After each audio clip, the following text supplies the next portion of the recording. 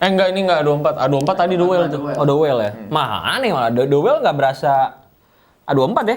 Ya mungkin gua rasa beda studio nih kali ini nih. Bukan director yang biasa ngerilis kayak Infinity Pool gitu-gitu. Oh, ini 2 bedroom, nggak studio.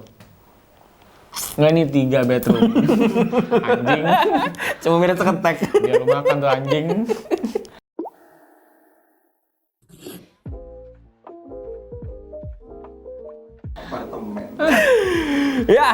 Ya, kita hadir lagi dengan film aneh ya. Ya. Jadi si Manu tuh susah banget disuruh nonton film-film aneh, nggak mau. Padahal itu pasarnya kita itu. Karena adalah menurut gua aneh, film-film begini tuh perlu energi lebih, Dok. Buat ditonton. biasa Capek aja nontonnya. menurut Gua harus ngulang-ngulang lagi kenapa gua kayak kenapa dia begini ya? Kenapa dia begini ya? Ini harus ngulang-ngulang. Pengetahuan film lo masih kurang. Lo kan umurnya jauh juga di bawah gua. Jauh banget ya kita Jauh ya. banget lo. Ya Jauh kan? banget. Manuel tuh mesti dikasih tonton film-film berat seperti Pulp Fiction, nonton nggak lo? Apa tuh? Nah kan? Enggak. Apa tuh aja udah salah tuh. Itu udah salah tuh.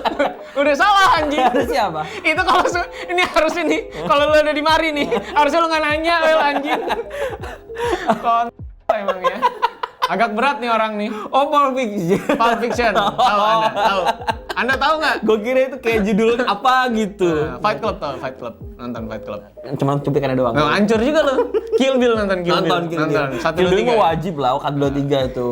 Itu soalnya Oh, lu bilang Kill Bill wajib tapi Fight Club enggak? enggak, karena kalau Kill Bill tuh sering jadiin contoh buat shot. Iya, Contoh bener, shotnya. iya. Kalau yang Fight Club kan enggak terlalu Atau banyak. enggak? Ya tapi lu harus tahu bahwa itu salah satu Iya, gua tahu staple movie itu. Gua tahu itu sering Lu nggak boleh dibicarakan. kayak gitu, Cuman ya. gua malas juga nontonnya kadang-kadang. Ya, ntar Sama lu- kayak film-film yang ini. Ya lu mesti nonton dong. Ya akan, cuman capek dong menguras tenaga ketika Ya, nonton beginian. ya untuk Manuel yang suka drama macam Induk Gajah ya jelas aja ini bukan film dia ya. Tapi menurut gue inilah kewajiban kami. Gue nontonin film dia, dia nontonin film gue. Intinya gitu. Ya kan kalau gue bilang ke lu, ya kalau ditanya ke gua, film favorit gua adalah Klik, film yang ringan. Ya, itu Adam ringan. Sandler, lu sukanya pasti yang aneh-aneh kan? Iya. Favorit lu apa coba? Film favorit gue yang mungkin gue nonton terus-terusan mungkin ada 2012 ya. Nah, aneh bener. Kiamat ya, guys, ya. Lu pengen banget kiamat kayaknya nih.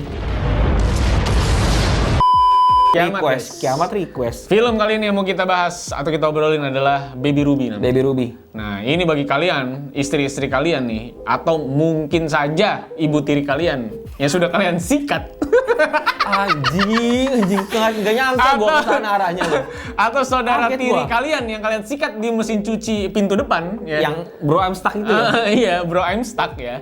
Itu gua rasa jangan disuruh nonton Baby Ruby.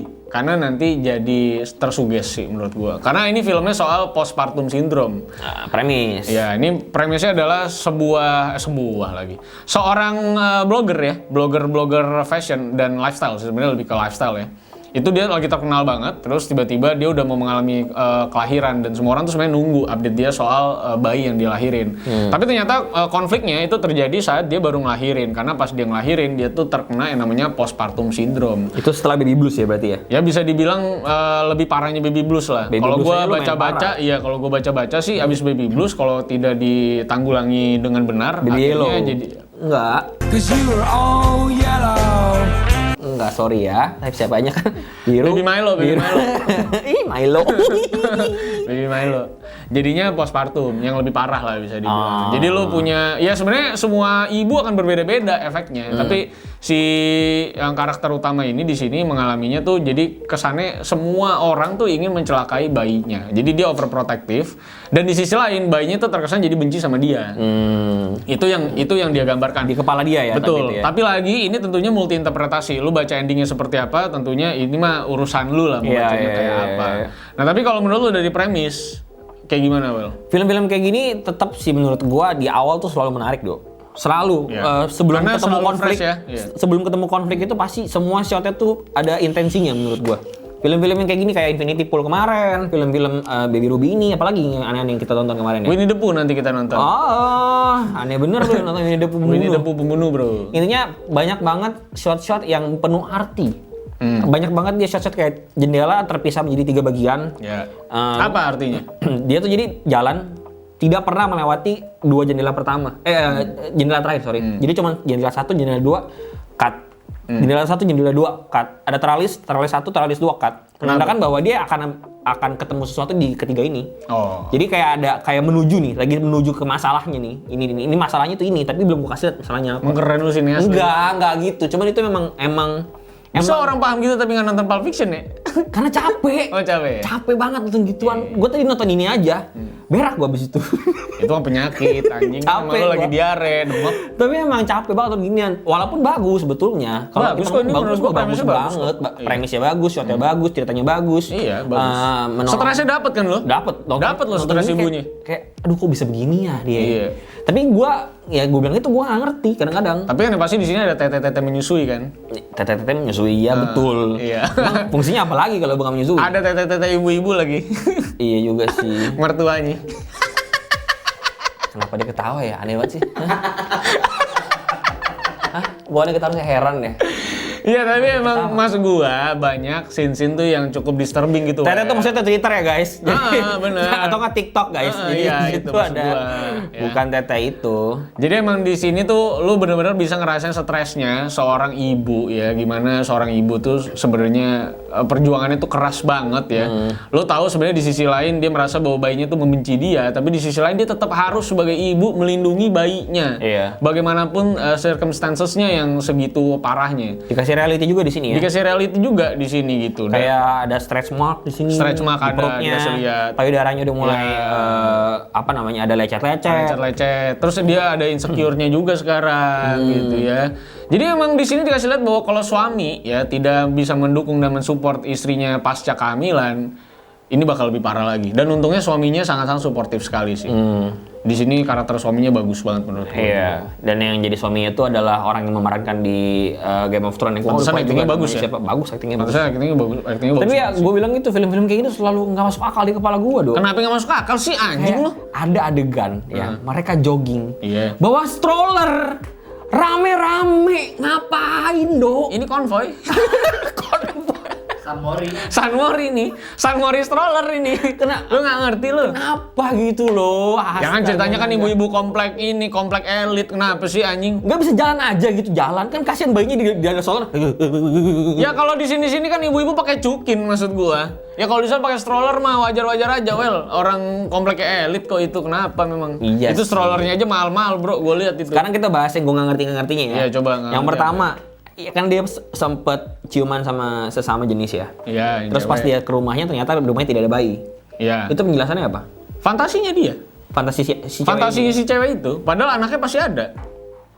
Oh, fantasi si mamanya ini. Fantasinya menurut gua itu fantasinya dia. Oh, padahal Jadi mah semuanya ada bayinya. iya, semuanya itu delusionalnya dia doang menurut gua. Oh, interpretasi ya ini. Interpretasi lagi-lagi ya, tapi intinya itu delusionalnya dia. Jadi tuh skenario-nya tuh dibikin dari otaknya dia sendiri. Jadi dia mau, menurut gua semuanya tuh terjadi karena imajinasinya dia.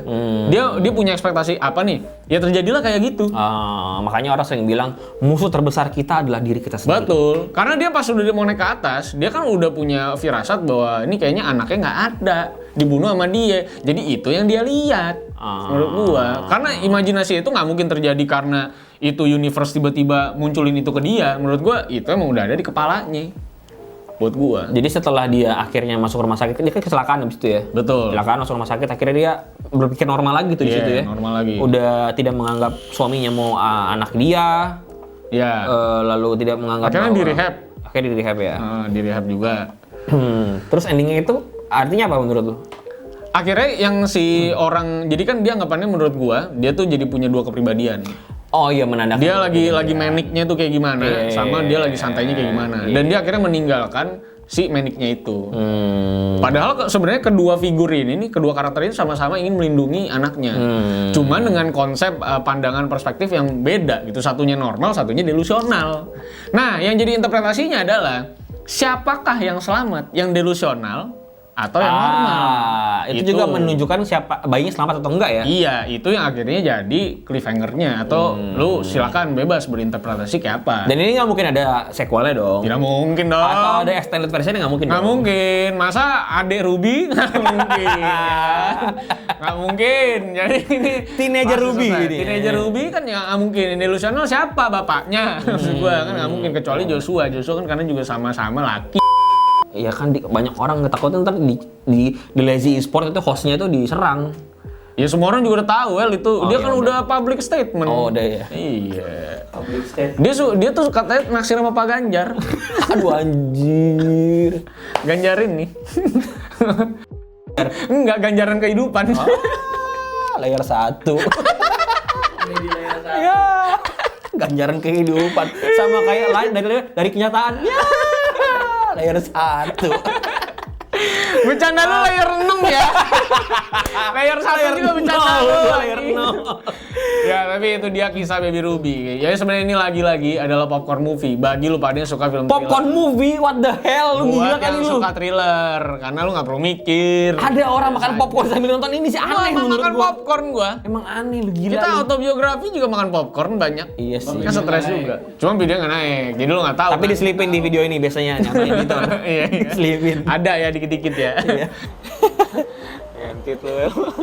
Ya, tapi itu dia Baby Ruby. Jadi kalau lu mau nonton, kira-kira seorang ibu kalau pada bilang lebay, Baby Blues lebay lah, apa mal doa aja, apa ngapain gitu, memang lo otak lo bolong. Lu coba nonton ini. Ini karena ini kenyataan, lu bisa diskusiin coba sama ibu-ibu gitu ya. Mama lu coba Mama lu diskusi. coba gitu ya. Karena kakak gue sendiri juga pas habis ngelahirin pernah mengalami fase Baby Blues ini. Lu punya gitu. kakak, Dok? Cewek? Bapak gue kawinnya banyak. Oh iya goblok lupa. Perlu lu tanya itu skandal keluarga lu. Nah, komedi lu layar 1. Enggak apa-apa, kok emak gua juga mami. Kebetulan dia Angelo ya guys. Angelo Hayam Buruk. Makan mandi klasik kata dia ya. Bisa aja anak bandar. Jadi emang kami lahir dari Broken Home ya guys ya. Itu Godfather itu seriesnya dulu terinspirasi dari Keluarga mama-mama kita. kita. Iya. Ya kartel mafia Itali itu ya. Pantesan demen film-film beginian Do ya. Karena seru sih. Iya. Ya sebenarnya selang-seling lah nonton sebenarnya kalau film Eternial Umur juga kan capek ya. Capek banget. Jadi selang-seling lah. Kadang kita juga mesti menyelingi habis telur darah tuh kita mesti apa ya? Mesti perbaikan gizi film sih. Cuci darah. Cuci darah emang. Mesti Kita di-refresh butuh lagi. cuci darah kalau bisa nonton telur darah itu ya. Jadi itu aja yang bisa gua kasih kalau untuk Baby Ruby. Ini menurut gua film yang fresh, plotnya cukup fresh karena ini keresahan ibu-ibu juga ya, banyak ibu-ibu. Jadi kita mesti hargai mama-mama kita itu yang berat kali itu perjuangan untuk melahirkan kita ya. Buat gua ini filmnya 7,5 lah. Iya. Kalau lu berapa ya? Ya gua selalu di bawah lu, 7 gua berarti. 7 lu ya? Karena film-film yang genre begini Do, nggak pernah shotnya jelek, shotnya pasti bagus. Selalu ya kayaknya. Selalu. Ya, Kalau nggak selalu tidak ya. akan tergambar. Absurdnya tuh tidak akan tergambar kalau jelek. Emang shotnya tuh shot-shot yang emang bikin absurd aja gitu ya. Iya. Rasanya nggak nyaman aja gitu di diri itu. Jadi buat lu 7? 7. Baiklah. Kalau begitu silakan request film-film aneh lainnya. Abis ini kita mau nonton Tapi Winnie the jangan Pooh ya. terlalu aneh dong. Masa ada yang request film apa kemarin tuh? Apa? RRR. RRR sih gue gak kuat bro. Mohon maaf Aneh nih. bener itu RRR. Ya.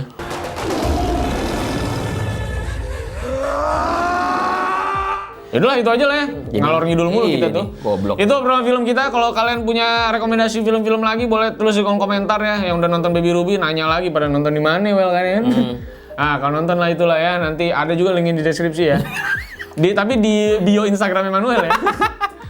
Jadi itu aja. Kalau misalnya mau follow gue di @rivalsantosa, Doi ada di Manuel Merson. Kalau mau lihat format obrolan film kita lebih singkat ya bisa ke platform TikTok dan Instagram kita di @moveview_. Underscore movie apa? Underscore movie. Underscore movie. Sampai jumpa semuanya di film selanjutnya. Dadah guys.